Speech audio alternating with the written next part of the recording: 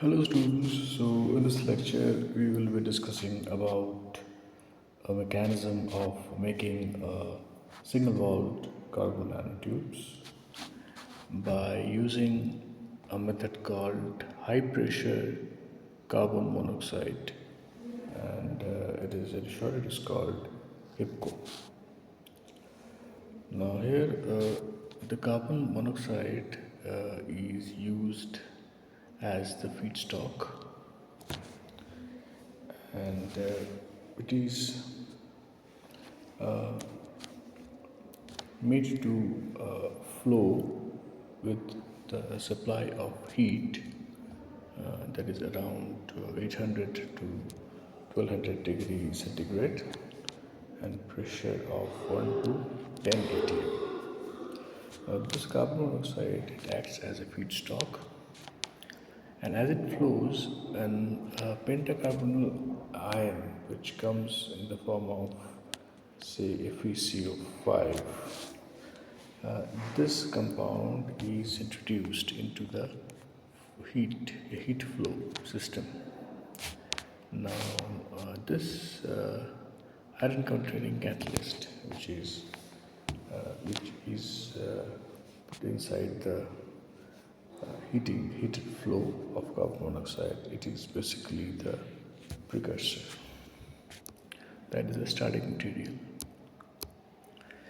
Now, the products of these thermal decomposition that occur due to high temperature on the carbon monoxide as well as the precursor material of iron, they produce iron clusters that in the gas phase. Now, the single-walled carbon nanotubes, they nucleate on these clusters and they grow.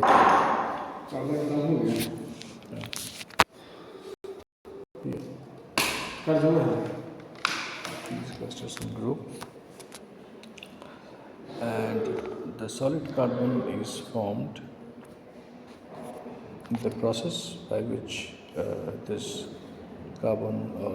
single-wall carbon nanotubes are formed is called disproportionation, and which takes place on carbon monoxide.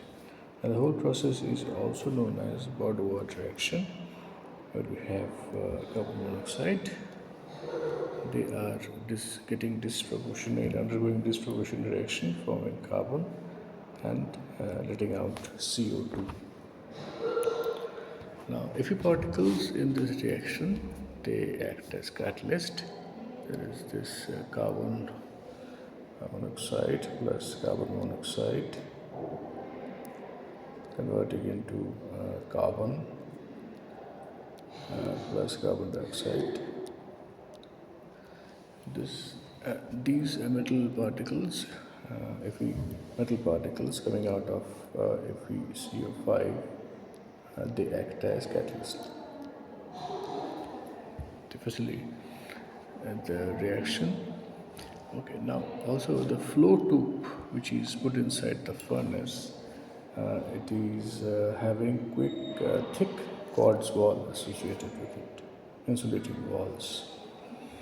And the starting material, I mean the feedstock as well as the precursor material, before getting into the reaction, before undergoing thermal decomposition, they are maintained at a pretty low temperature through a water injector.